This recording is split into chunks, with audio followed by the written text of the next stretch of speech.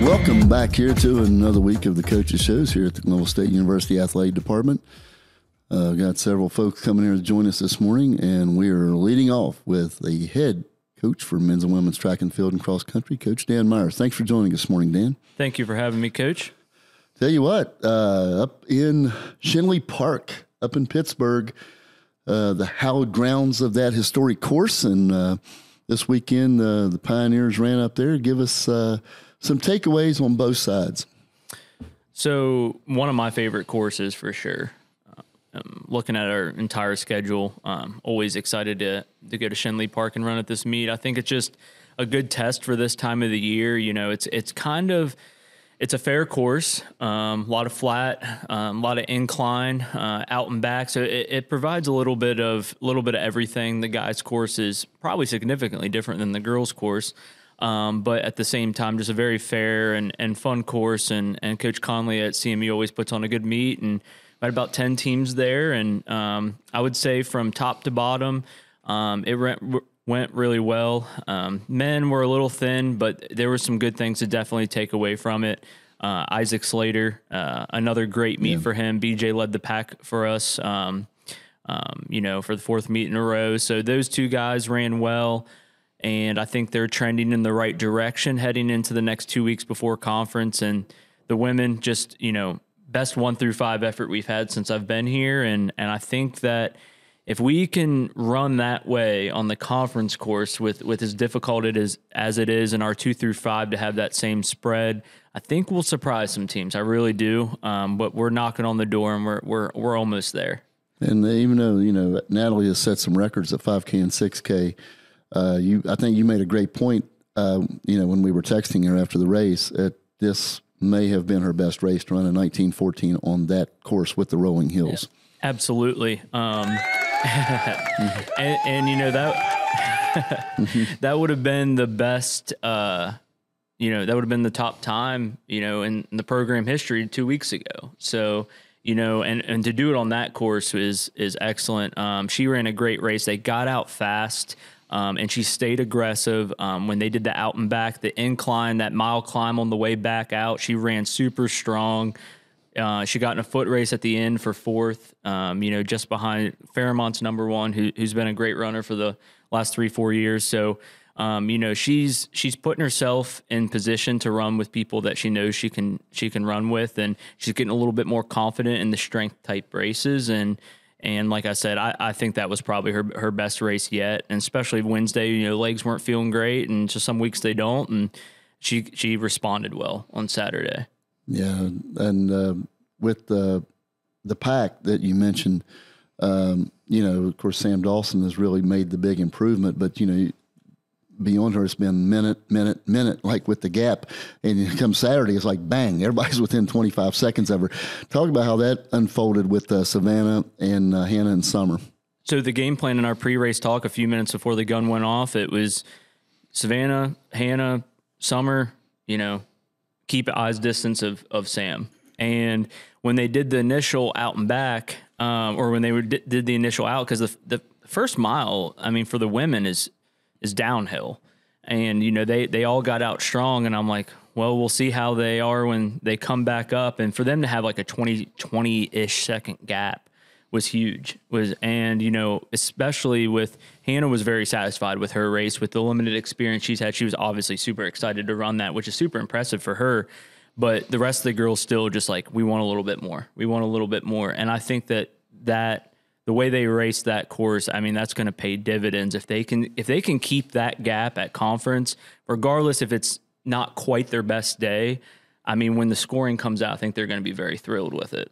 And with like you said, Savannah pushed the pace, and as far as what you're getting out of it now, but really the great signs of what that's pointing to on the track. Was what Hannah's doing? Does that make you think you might want to try her in an 8 or I think it's been hinted to her already, just because we could just have such a lethal mid-distance group. I'm already going to have some good 400 girls, but I think that they could bump to the 8. I really do. The hardest workouts are probably going to be behind them, even if we go that route, truthfully, because they'll build up all this strength from cross. But it's been awesome to see that group gel together. And I think that like with Sam's leadership and Natalie's just ability to just be so consistent, and I think that they've both just motivated the rest of the girls to hopefully, finish mid-pack in the conference. It's going to be tight and it's going to be tough to be in that, 6 range, but it's doable. When you have a lower number like Natalie, and where we hope she can finish in the conference, the rest will take care of itself if we can keep that pack together. I really believe that. Yeah. And we talked each week here about, integrating Hannah into what you're doing. And that race she ran in, and she had 2 big, and we're going to talk about with Coach Dodson, the 2 goals she had this week were 2 big goals for that soccer team. I know. I joked with her. I was like, man, you would have probably been in running for, Pioneer Athlete of the Week if we didn't have a women's golfer who won the conference championship, and shout out to Coach McGarry and their team for bringing home the conference championship. But, we were right after the meet, she was laying on the ground, super excited with how she did. And I was like, well, got to play good tomorrow. And, she was like, yeah, she was like, I might have to go score 7 or 8 tomorrow to put myself in the running. But, she's super excited. She had a really big week, and, she does a really good job with the recovery portion. And, she's just such a good kid. Gamer. Yeah. She gets after it. But now we're within 12 days of the conference championships, and going to do a little touch up this week with Coach Cox down at Concord. A little bit about the course down there, a lot of history on that course as well, as far as setting you up for the MECs. Deceivingly tough course for sure. Well groomed usually. And, we're hoping we're going to race, but, we're going to do it in a workout format. And, especially with kind of being a week out, I think that this is the course that we need. I think it'll be able to recover back from, but I think it's something that with the ons and offs that we plan to kind of do in a workout setting, I think that's going to pay dividends. And then last 10 or so minutes, just have them race, have them have some fun with it. So we're really looking forward to going down there. I think it might just be a duel with us in Concord. There might be some unattached runners as well, but we're really excited to have a, Friday meet and have a nice off weekend, and head into conference championship week. Yeah, serves the purpose for sure. And but I tell you what, we'll be talking next week and kind of laying the groundwork for the conference going forward. But again, several improvements across the board. Excited to talk, Coach. Appreciate you joining us here this morning. Thanks for having me. All right, thank you. Welcome back to the Coaches Show. And our next segment here is going to be head soccer coach JR Dodson. Coach, thanks for joining us here this morning. Coach Skiles, thanks for having me.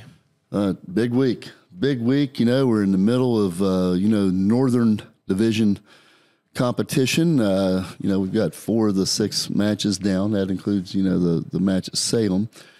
And we have, Notre Dame and Wheeling this week, which we'll get to closing out, that in that session. But big week, late goal from Hannah Hill up there, to pull the tie out up at West Lib on the road, and then coming home and pulling the big win over Fairmont. Back and forth, very entertaining match yesterday. There we go. Yeah. Just your takeaways from these two matches. It's been an exciting week. I think up at West Lib, again, we felt like we let that one get away from us, but West Lib's a better team than I think a lot of teams are giving them. I mean, last night they beat State 2-1. So coming out there as a tie, we were satisfied, but wanted more, I guess, so to speak. But it was Hannah Hill's first collegiate goal. And it was a spectacular goal. It was like an ESPN kind of moment, kind of goal for Hannah. I think that's hopefully turns her loose the rest of the season. I think it might give her a platform to just start rolling them in. Yeah. And so we come back and we practiced really hard Friday. I was rough on them Friday and Saturday getting ready for Sunday's game. And I thought we dominated yesterday's game. I really did. I thought we outshot them. We were beating them to every ball. So the girls just played absolutely fantastic, I thought, yesterday. Yeah, the game really was not as close as the score indicated with the way if you look at possession and how many shots you got. comparatively. Yeah, and the other key thing to that is it really should have been 4-2. When you guys started the countdown, my team, I think, started walking off they were excited when they knew they won. They were walking off the field. So a little mental let down there, but we'll take it. Yeah, with that being said, it was a tremendous goal. That pass and, the contact that the young lady had to get it over Abigail. But I want to go back to the goals. That first goal off the free kick, where Smets was able to head it in. What was exciting about that goal is if you'd have been at practice Saturday, you'd have seen us practice that for about 15 minutes because we noticed that when Irene's that close and she can chip a ball just tremendously. The last few games, Smets has been really close on it. So we took time to practice it from that angle, from that spot, and it just so happened that we got that, and Irene put it on the platter, and Smets cleaned it up. And Smets is good at that. She attacks those balls in there. And the equalizing goal there from Hannah Hill, wow, that was a big collision. Effort. Yeah, Effort. I mean, her speed came into play there. She beat the keeper to the ball. Yeah. And I remember Coach Borneo was a little upset because of the collision, but the goalie ran into her. She'd already kicked the ball. The goalie had already. So Hannah's effort, just heart. She never stops, and that's why she's in the right places at the right times. It seems like. Yeah, and I know, like defensively, we talked about with Mac and Sarah what they're doing, and obviously with Smets and the goals and Itana. But I tell you, yesterday you had, of course, Brooklyn Watts stepping in, played how she played, and then you had some really big minutes in that second half from Noelia. So I think she ended up getting an assist in there, just about, their contributions. It's been really important, especially getting later in the season and injuries and fighting soreness. And I think another one that gave us good minutes yesterday was Lauren Schwartz. Yeah. Gave us excellent minutes at West Liberty. And the more that we're able to do that, the more we're able to get these young players in, the better off we get going down the season and even into next year. Yeah, and Veronica gave you a good shift in there, and I think it was it was a true team victory. I mean, I think all facets up through there, and of course, I thought that you mentioned Irene, her and Graylin won a lot of 50-50 balls in the middle of the field there through the match. It really were key. I thought for us yesterday's game, I thought Irene probably played her best game of the season. I thought Sophia in there, Hernandez played one of her best games of the year. And our game plan was that, and forgive me because I can't remember her name, but number 15 for Puerto. Yeah, from Honduras. Yeah, plays on the Honduras national team. Our goal was to make sure she didn't touch the ball often. And so one of our mids were always on top of her, and they did a fantastic job. And then even towards the end, they moved her up top. They were trying to find a way to get her the ball, and I thought our defense did a great job of keeping her out of that game. Then you have, some more Southern Division or Northern Division foes, coming at us this week. The road trip up to Notre Dame, one of your longer road trips, to face the Falcons up there, they're second now in the North, I believe. Yep. And then Wheeling coming here on homecoming weekend back here on Sunday. Just looking ahead, tell us about these two matches. Well, I think we have a good chance on both these teams. We're going up a day early to Notre Dame, so we're not coming in there ragged. We're going to go up, try to practice a little bit Tuesday evening somewhere, and just get ready for the game. I think Notre Dame's a good defensive team. They squeaked one out against Wesleyan. So I think we have a good opportunity to come away with 2 wins this week. Wheeling is they battle in every game, but I think I think both of them are very winnable games. Also, I brought you, because I know you're a stat guy, Coach Kyle, so I brought you some numbers today. Okay. So far this year we've got 14 goals. Yep. Last year of the whole year, we only scored 9 goals. There we go. There we go. Little math. This year, for the first 10 games of this year, we've got 128 shots. Our opponents this year through the first 10 games, have 122. So I looked at last year what we did, those same first 10 games. We only had 68 shots. So we're darn near doubling our shot output. And we allowed 210 shots. So we've cut that almost in half. So this year we're at 51% possession on the average, and last year we're at 45. So I think the strides that we've made this year, that the girls have done and the work that they've put in, I think is just tremendous. It just shows a great trajectory on the direction we're headed. Yeah, absolutely.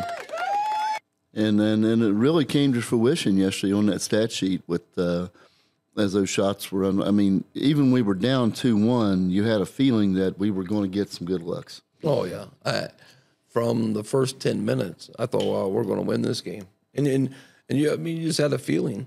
I kept waiting for Fairmont to, and this is going to, I don't want to sound rude, but because Fairmont is a good team, I know they're a very well coached team, but I never felt challenged. I don't think our girls felt that they were ever in a dangerous position in that game about losing. And we didn't talk about it as Irene's second goal. She got her first goal against Salem. Yeah. But that goal she scored. Yeah, it was a tremendous goal. Kind of did a pirouette, and one time it was, talking to Coach Borno after the game, he said, I don't know what that girl ate this morning. He said, but she laid that out. She put the ball out there for the defender to trick her, put it right between her legs, and then shot a beamer. Yeah, it was a nice little feed there from Noelia, and again, she had the trap, and again, she didn't one time, but she trapped it, did the turn, and bang. Yeah. You know. And another good thing about yesterday's game is everybody was involved in the attack. You had Hannah getting a goal, Smets getting a goal, Atana with 2 assists, I think, and then Noelia with an assist. So everybody that was playing in one of those attacking positions was part of a goal. Yeah. And that's what, like, going back to what you mentioned a little bit ago, it was a full team effort. Yeah, it was a lot of fun. I might have gotten a little excited on the broadcast here a few times, but it was a big win for the program, and I think it really sets the table for what's going to happen this week, and putting yourself in a position to make that first ever run at the Mountain East playoffs. Yeah, I think so too. We're excited about it. I think the girls are excited about it, and we keep focused on what we're supposed to be doing. And I think at the end of the year we'll be happy. We'll be in that tournament. Yeah. Well, Coach, really appreciate you joining us this morning. Congratulations on this week, and we'll be looking forward to having this conversation next week with how these two matches go, and we'll get together then. Thanks for joining us. Thank you, Coach Skiles. Appreciate it. Welcome back to our next segment here of the Coaches Show. We have head men's golf coach John Lilly. John, thanks for joining us this morning. Thank you, Jesse. Okay, just want to talk about coming off the Mountain East Conference Championships. Of course, we had those 4 days up at Avalon Lakes up in Ohio, and of course the team made the cut, ended up sliding in there, getting 5th, and we had Benjamin was in the hunt there, top 2 or 3 for most of the tournament. Just some takeaways and a look back at the Mountain East.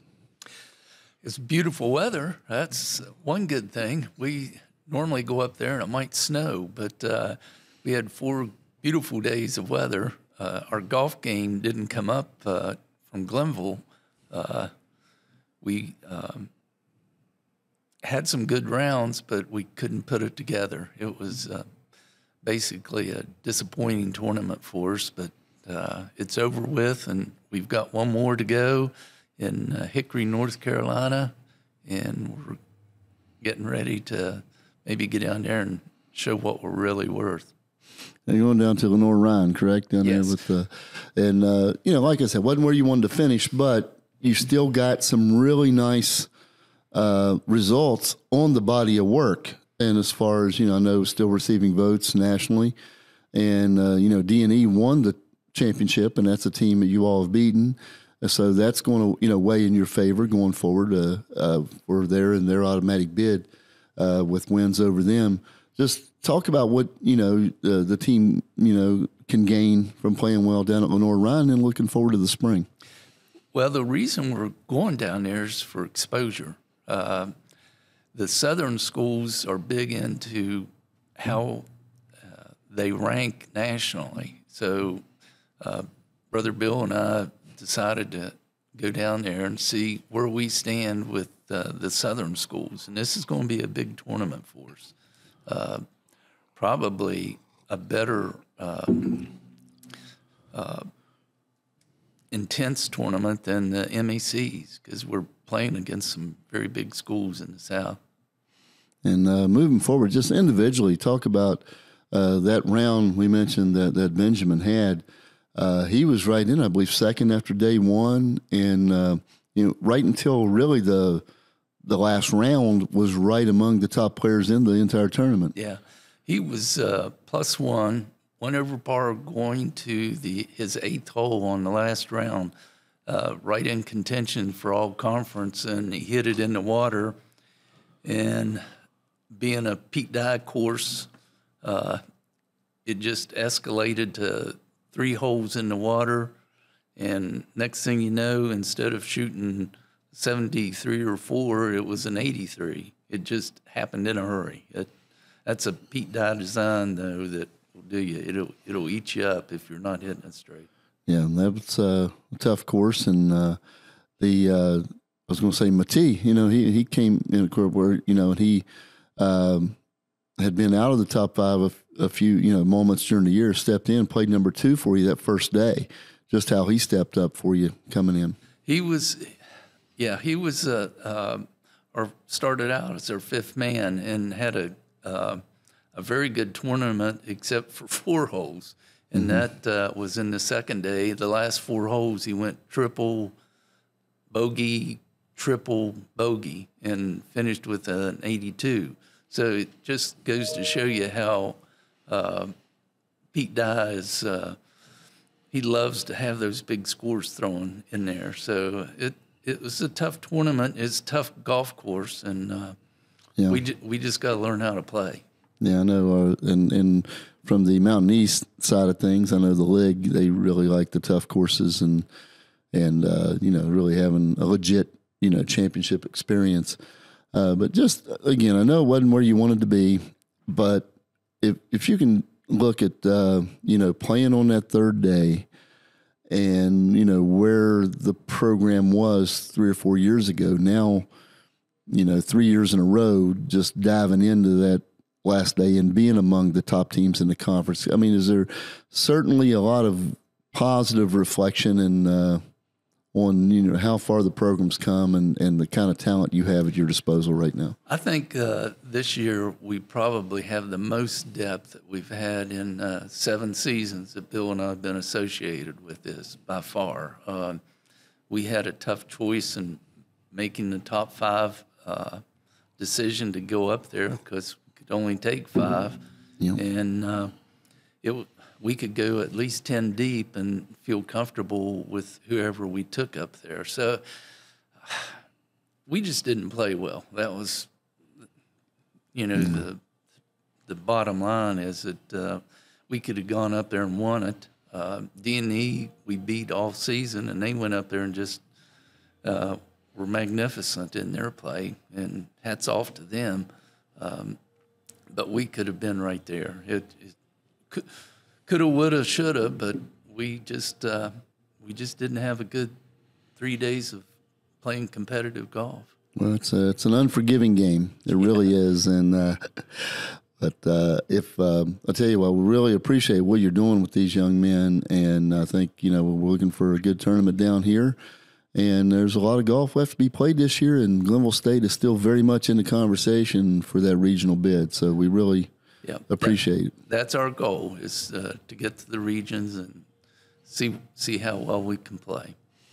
Well, Coach, really appreciate you joining us this morning, and we'll be coming back. We'll be talking here in a few weeks after the trip to Lenore-Ryan. Okay. Thank you, Coach.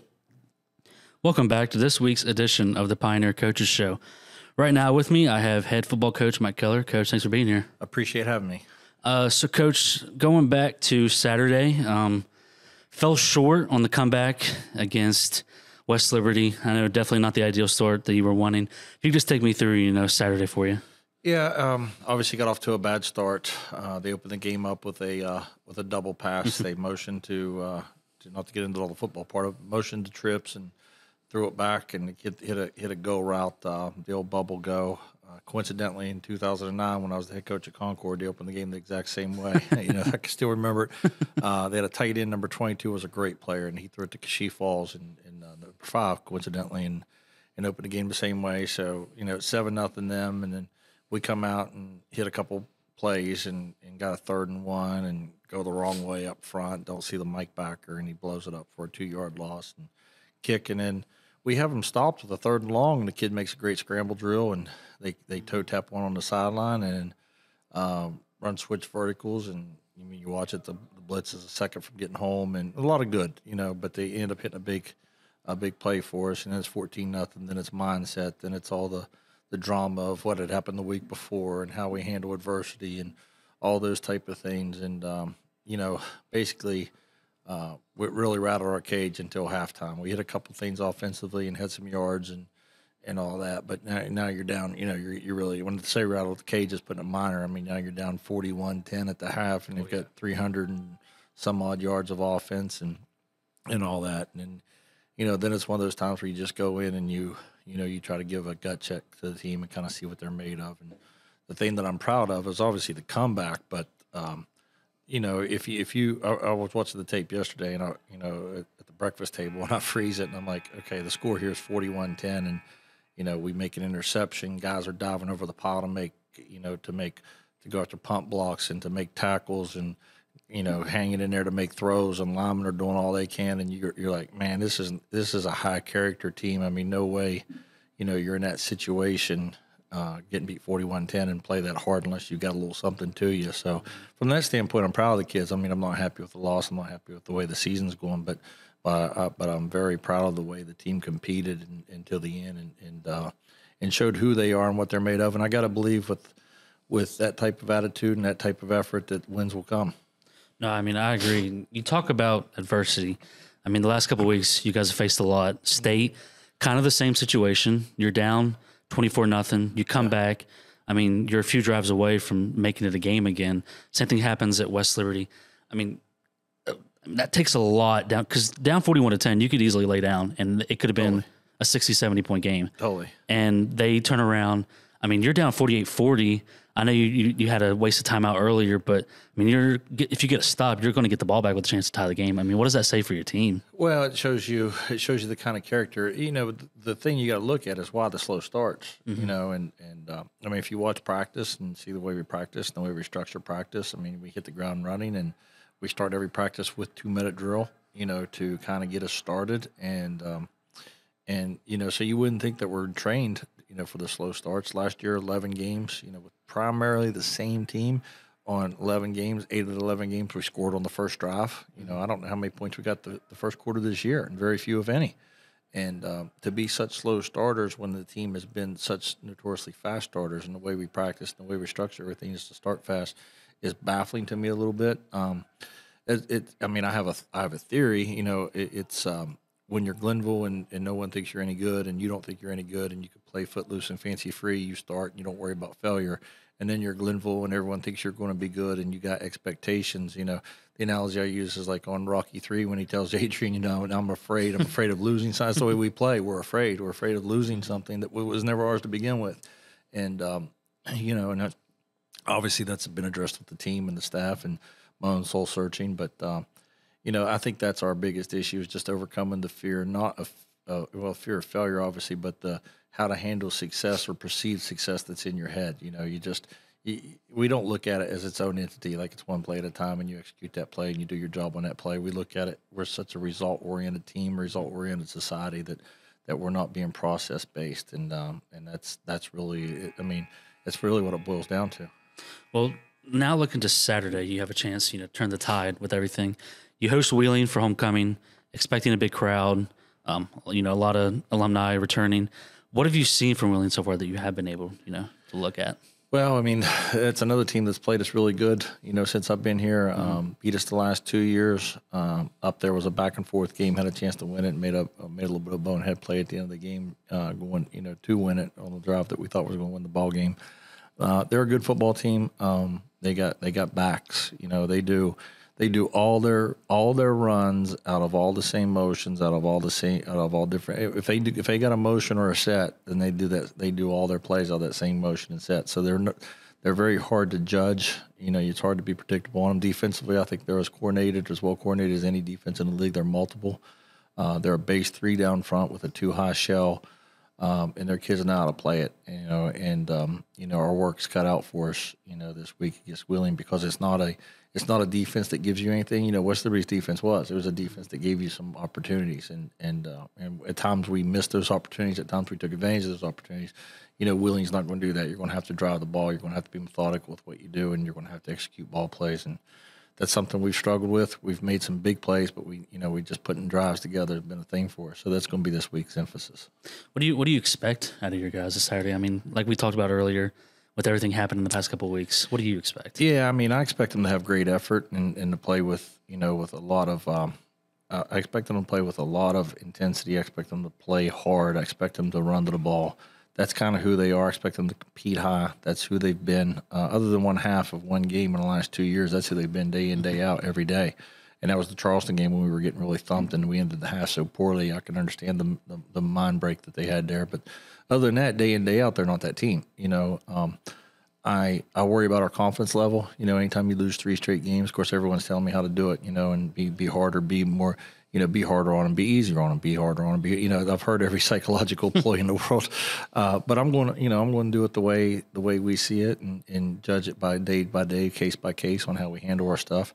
But the biggest thing I would like to see them do is come out and play with no fear and with some confidence. Mm-hmm. And, that you would think they would be that way, but after you beat Notre Dame, you think your confidence would be super high. We went to West Virginia State afraid of losing what we had. And that's kind of what I'm trying to guard against. Yeah, because that kind of answers what I was going to ask. Because, I mean, as a staff, you start out with the big win in Northwood. You defeat, a MEC power in Notre Dame, who had won the last 5 championships. How do you, as a staff, you and all your other staff members, how do you get them back to get back to that Glenville State in that week 2 win against Notre Dame? Because that was a big win. Yeah, the amateur psychologist, anyone who looked at that would say, well, you beat Notre Dame and you thought you were going to go roll State, and that would make total sense. And if that was the case, I would have a totally different outlook or approach on it, but that wasn't the case at all. Mm-hmm. Our kids were actually totally the other way. We beat Notre Dame, and then they were like, oh, God, we could win this league. We're as good as everybody in this league, and now we got to play perfect. When they never played perfect. I've never, obviously I refer everything back to Cal, but 7 straight conference titles there, and we never. I don't think we played perfect yet. I know we didn't. But there were times where we never played afraid. And that's kind of what we've lost a little bit. Here is if I don't know where we went. I don't know what in our culture is that way. I don't know if it's the kids nowadays or the way we're handling stuff at Glenville or what it is. It's just. It's the ability to play unafraid, and if they look hesitant or lethargic at times, it's not want to. It's more afraid to. Not physically. Physically, they're afraid of anything. It's the mental anguish of this could be bad. Anthony. Just use Anthony as an example.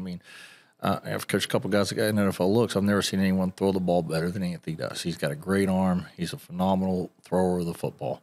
Last year, we got 4th and 9 at Fairmont State. Haven't won a game there since 2011. He drops back on, not 4th and 9, 3rd and 9 with the game on the line. If we don't hold him, they probably go down and score and win the game. And he throws an inside seam route with zero fear. This year, he plays, we play some games, and he's afraid, well, the corner could squat here, coach, or this guy could drive it. Or last time I threw this route, this guy dropped it. Or the guard or tackle, whoever isn't blocking.